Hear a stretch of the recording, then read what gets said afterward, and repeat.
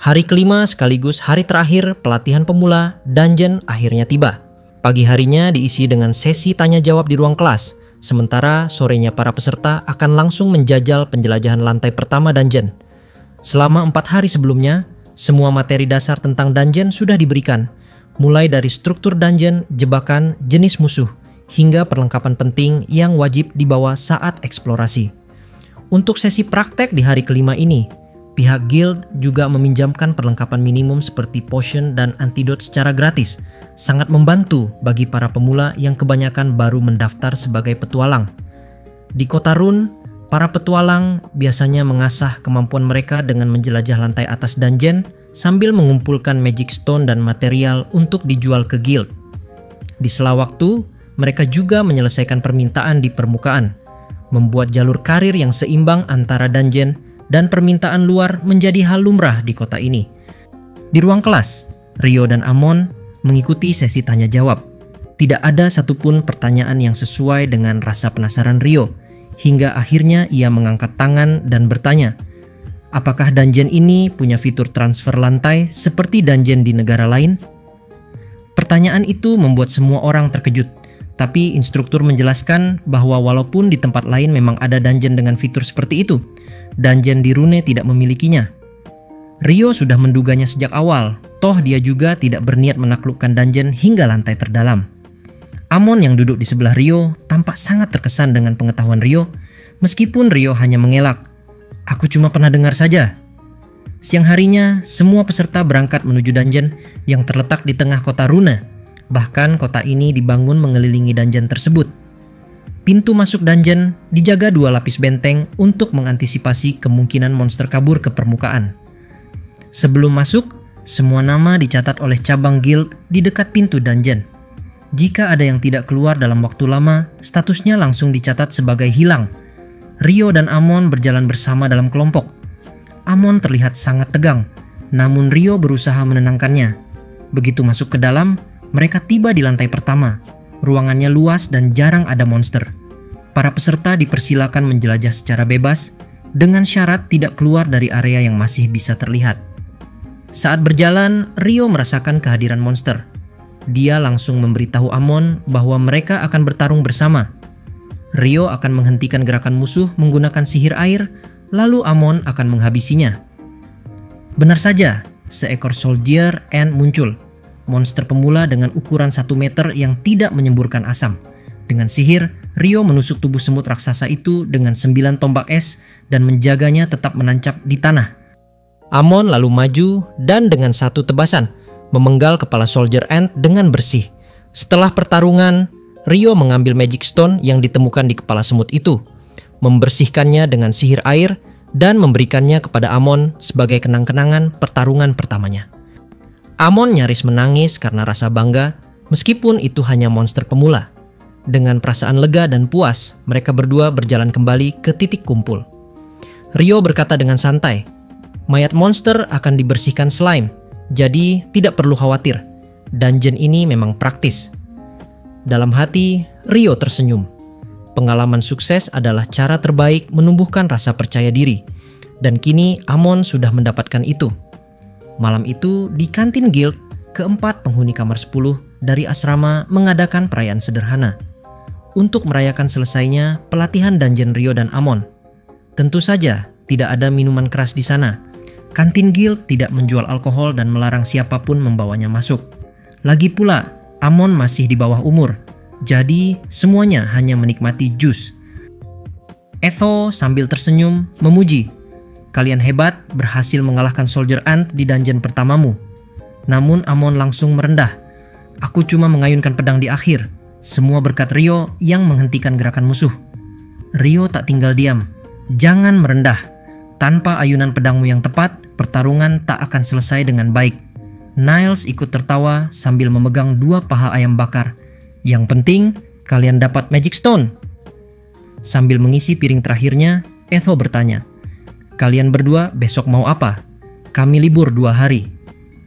Amon, penuh semangat, berkata, ia ingin masuk dungeon lagi, takut kehilangan semangat tempurnya. Namun, dia ragu harus pergi sendiri. Rio langsung menawarkan diri. Kalau mau, besok kita masuk dungeon bareng, sampai lantai 3 saja. Amon langsung mengangguk antusias. Namun obrolan mereka beralih ke topik Soldier End yang seharusnya tidak muncul di lantai pertama. Etho menambahkan bahwa Gil juga menerima laporan serupa selama 6 bulan terakhir. Tiba-tiba, sebuah suara menyela percakapan mereka. Itu karena semut-semut itu menggali lubang ke atas. Mereka kaget, kecuali Rio. Ternyata yang datang adalah Abel, petualang senior. Dengan gaya santai, Abel memperkenalkan diri. "Aku Abel." Niles yang sangat mengidolakan Abel dari Crimson Sword bangkit kaku seperti prajurit dan langsung meminta jabat tangan. Abel menyambutnya ramah dan memberi petuah penting. Jangan berlebihan. Yang paling penting bagi petualang adalah tetap hidup. Rio mengamati diam-diam. Mungkin inilah kenapa Abel begitu dikagumi. Santai tapi tegas. Namun pertanyaan muncul. Kenapa Abel masih ada di guild jam 8 malam? Abel mengaku baru kembali karena requestnya molor. Tak lama, rekan Abel dari Crimson Sword datang, dipimpin oleh Rin sang penyihir, disusul Rihya si pendeta yang bersuara merdu, dan Warren sang perisai raksasa. Mereka langsung menyeret Abel pergi untuk melapor ke Guild Master. Warren bahkan mengangkat Abel dengan mudah seperti boneka meski tubuh Abel besar sekalipun. Abel yang panik mengomel tak karuan, membuat semua orang di kantin tertawa. Ketika rombongan Crimson Sword pergi, suasana meja Rio masih penuh kekaguman.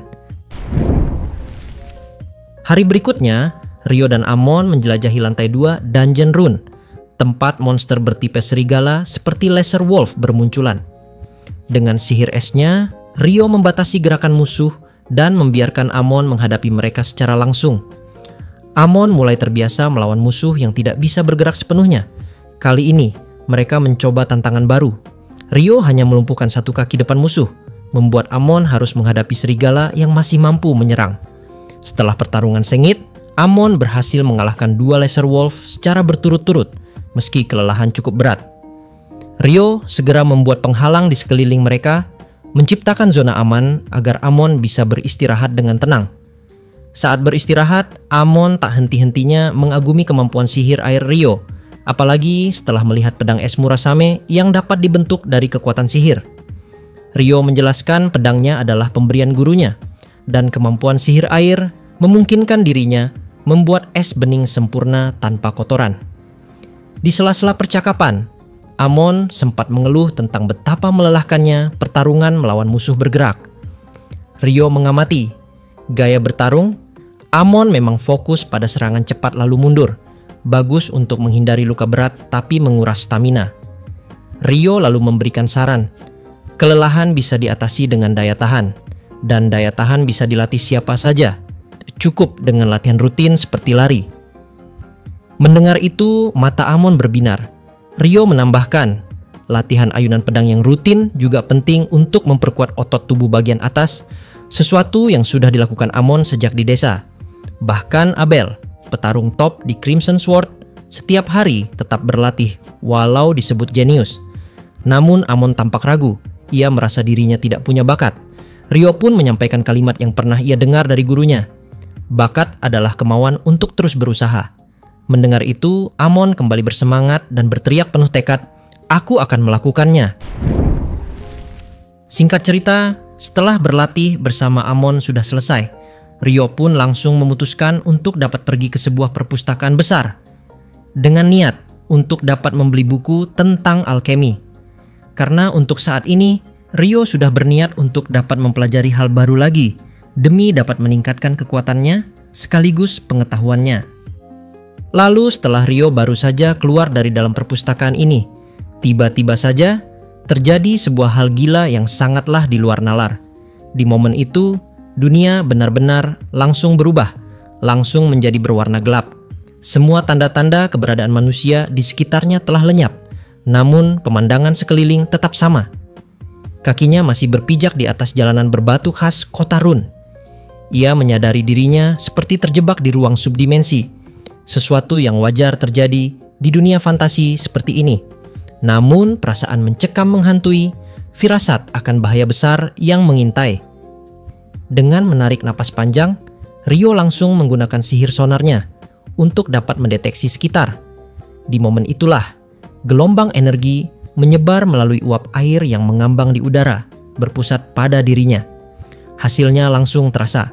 Sekitar 200 meter di depan, terdeteksi keberadaan sesuatu seukuran manusia, namun dengan pantulan sonar yang tak lazim. Belum sempat berpikir lebih jauh, sebuah serangan sihir meluncur dari arah depan, seperti tebasan tajam, menghantam dinding es yang baru saja ia ciptakan, lalu terpental dengan kekuatan brutal. Selama ini dinding es mampu menahan berbagai serangan monster, namun kekuatan penghancur ini berada di tingkatan berbeda, lebih kuat dari apapun yang pernah ia hadapi. Tak jauh dari tempatnya berdiri, suara asing terdengar. Padahal seharusnya keberadaan itu masih berjarak 200 meter, tapi suara tersebut begitu dekat. Lalu sosoknya terlihat, tingginya setara Rio, berjalan dengan 2 kaki dan memiliki 2 lengan, tampak seperti manusia pada pandangan pertama. Namun lebih dekat lagi, ada ekor yang menjuntai dari belakang tubuhnya dan tanduk yang mencuat dari kepalanya. Tubuh perempuan itu memiliki lekuk khas wanita dewasa yang cukup menarik. Wajahnya cantik, namun keindahan itu tak mampu mempesona Rio. Justru nalurinya langsung menyimpulkan satu kata, yaitu makhluk ini adalah Akuma. Ia mengingat catatan khusus dalam ensiklopedia monster edisi pemula, di mana pada buku itu tertulis seperti ini: "Berdoalah agar engkau tidak pernah bertemu dengannya atau bertemu dengan para Akuma." Kekuatannya terasa sangat mengerikan, setara dengan Behichan atau Griffon. Jika ini terjadi di dunia normal, Rio pasti akan kabur secepat kilat. Namun di tempat ini pelarian tampak mustahil. Keringat dingin membasahi punggungnya. Sang Akuma mulai mengumpulkan kekuatan sihir besar di tangannya, dan Rio merespons cepat dengan menciptakan 10 lapisan dinding es dengan niat untuk dapat menahannya. Namun api neraka sang Akuma mampu menabrak dinding es itu dengan kekuatan luar biasa. 10 lapisan dindingnya dihancurkan lapis demi lapis, hingga akhirnya api itu padam di lapisan terakhir. Rio hampir merasa lega, namun ancaman berikutnya segera tiba.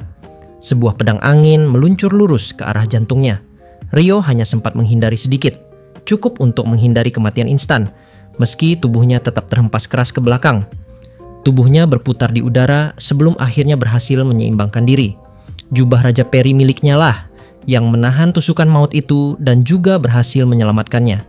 Sang Akuma menyadari keanehan itu, matanya menyipit, menatap jubah yang membungkus tubuh Rio. Tak butuh waktu lama bagi sang Akuma untuk menyimpulkan bahwa jubah itu adalah peninggalan Raja Peri. Ia pun memutuskan bahwa serangan frontal menjadi pilihan yang lebih efektif. Serangan jarak dekat pun dimulai. Pedang mereka beradu dalam pertarungan sengit. Rio mengandalkan gerakan menyapu dan tusukan. Namun kecepatan sang Akuma benar-benar tidak masuk akal. Gerakan tubuhnya seolah diperkuat oleh sihir angin. Serangan-serangan Rio hanya menjadi pengalih perhatian sementara. Sepenuhnya ia mengandalkan pertahanan. Seperti saat menghadapi Assassin Hawk bermata satu atau saat berlatih dengan Raja Peri Dulahan. Ketika ia fokus bertahan, pertahanannya sulit ditembus. Rio adalah benteng yang tak tergoyahkan, ditopang oleh stamina tanpa batas. Frustrasi mulai tergambar di wajah sang Akuma yang gagal menembus pertahanan Rio bahkan setelah serangan bertubi-tubi. Gerakan sang Akuma semakin cepat, mengumpulkan sedikit sihir di tangan kirinya sambil terus menekan dengan pedang. Namun setiap sihir yang coba ia aktifkan selalu dimentahkan oleh sihir tombak es Rio yang muncul dari udara.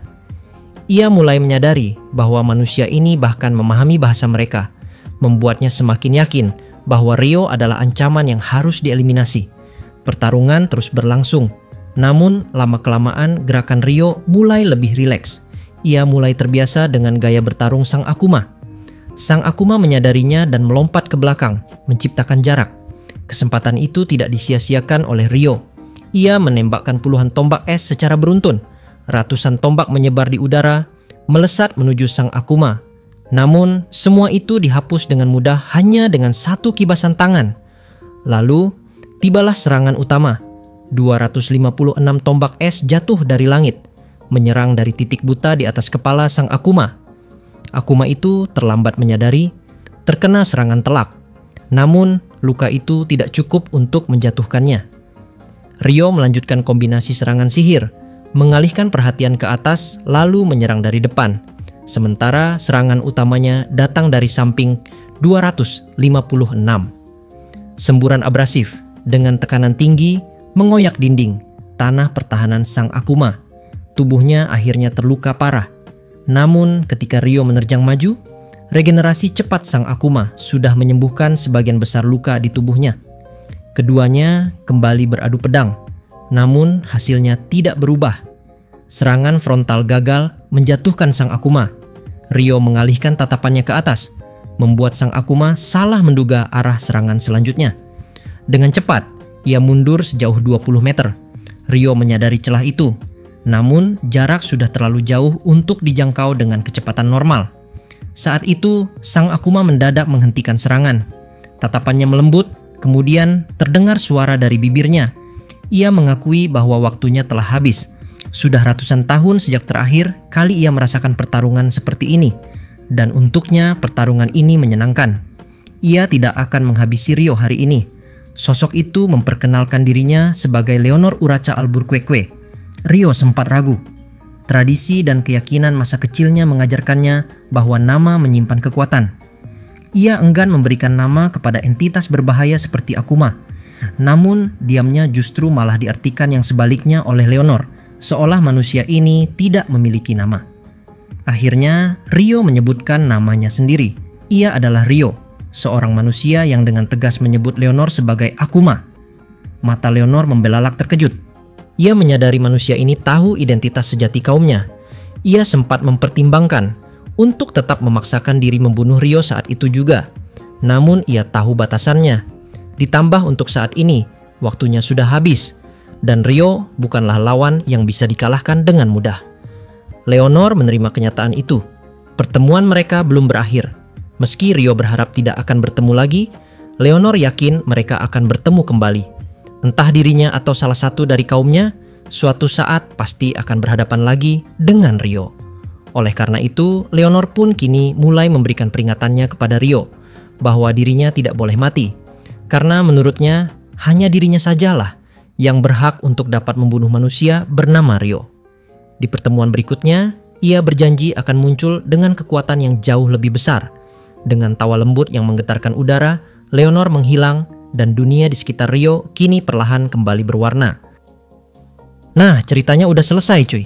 Episode 4 nanti bakalan adaptasi cerita dari manga, mulai dari chapter 11 sampai dengan chapter 14 dan maksimal 15. Buat yang nggak tahu, cerita dari penyihir air terkuat ini ternyata udah panjang banget cuy.